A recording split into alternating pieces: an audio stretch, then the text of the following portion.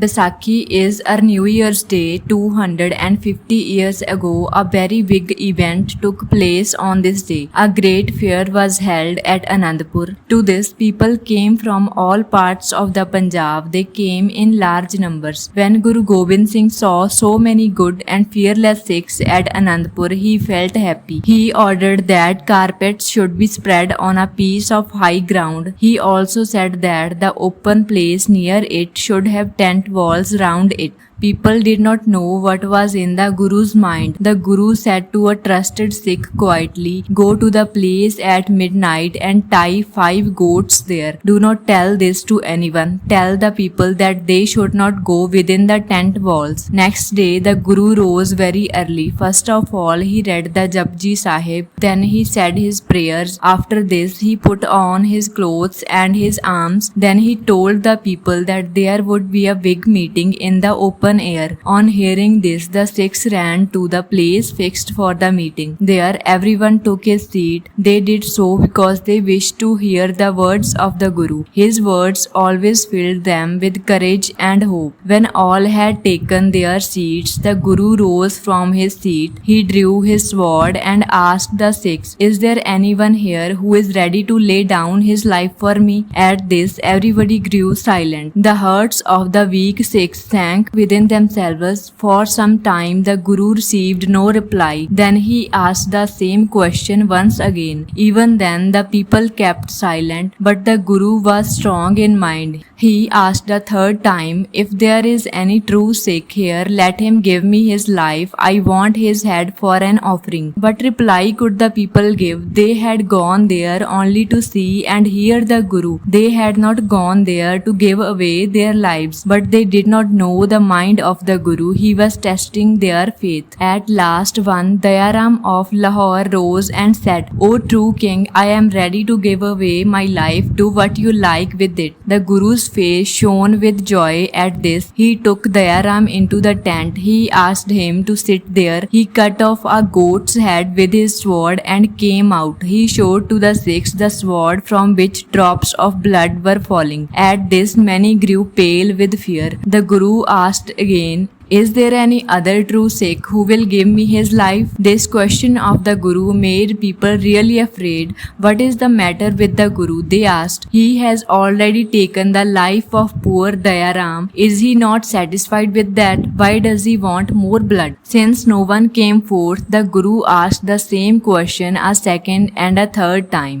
At the third call, Dharamdas of Delhi answered, "O great king, take my life." The Guru then looked stern. He took Dharamdas to the tent. There he asked him to sit near Dayaram. He then killed another goat. Again he came back to the Sikhs with the sword in his hand. The drops of blood were still falling from the sword. You can imagine how the Sikhs must have felt when he asked for the head of a third man. This made them fear that the Guru had gone mad. So they went to his mother and said, "The Guru does not know what he is doing. He has already killed 2 Sikhs, but is not satisfied with that. He asks for more blood. It is time for you to help us. Please ask him to stop this." The mother heard all this. She sent word to Guru Gobind Singh, but the Guru would not listen to anyone. He did not care for what others said. He wanted to do what he thought to be good. The Guru's words were full of charm and force. They moved all hearts. One Mohkam Chand of Dwarka heard them and said, "O true king, you can take my life if you like." Upon this, the Guru took him to the tent. There he killed another goat. He then showed the sword covered with blood to the Sikhs. The people now thought that the Guru had killed too many people, but he did not appear to think so. He called out for a 4th Sikh. He asked him also to lay down his life. This put all in fear of their lives. They thought that the Guru wanted to kill everybody, so some ran away from the place to save their lives. Others stood with their heads bowed down with shame. At last, one Sahib Chand of Bidar came forward and said, "True king, take my life. It is not of any other use." The Guru did as he had done before. Then he came forth and asked for a 5th Sikh's life. At this, most of the other Sikhs left the place. They ran this way and that to save themselves. Amongst those who stayed behind was one Himmat of Jagannath. He said to the Guru, "You can take my life if you please." The Guru took him also inside the tent and killed the last goat. He then looked at the 5 true Sikhs. His heart leapt with joy. "You are mine and I am yours.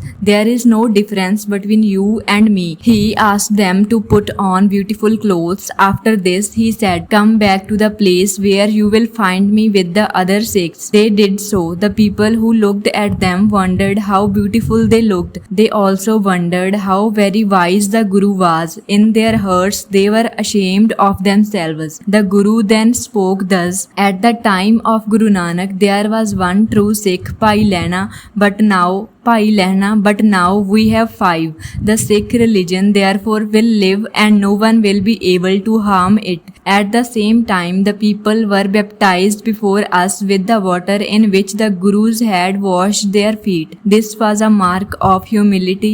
But now, if we are to live, we should be brave and should know the use of arms. In future, therefore, at the time of their baptism, the Sikhs shall drink water stirred with a dagger. It shall be called Amrit, or the water of life. This water will turn jackals into lions, weak people into brave soldiers. After this, the Guru poured water into an iron vessel.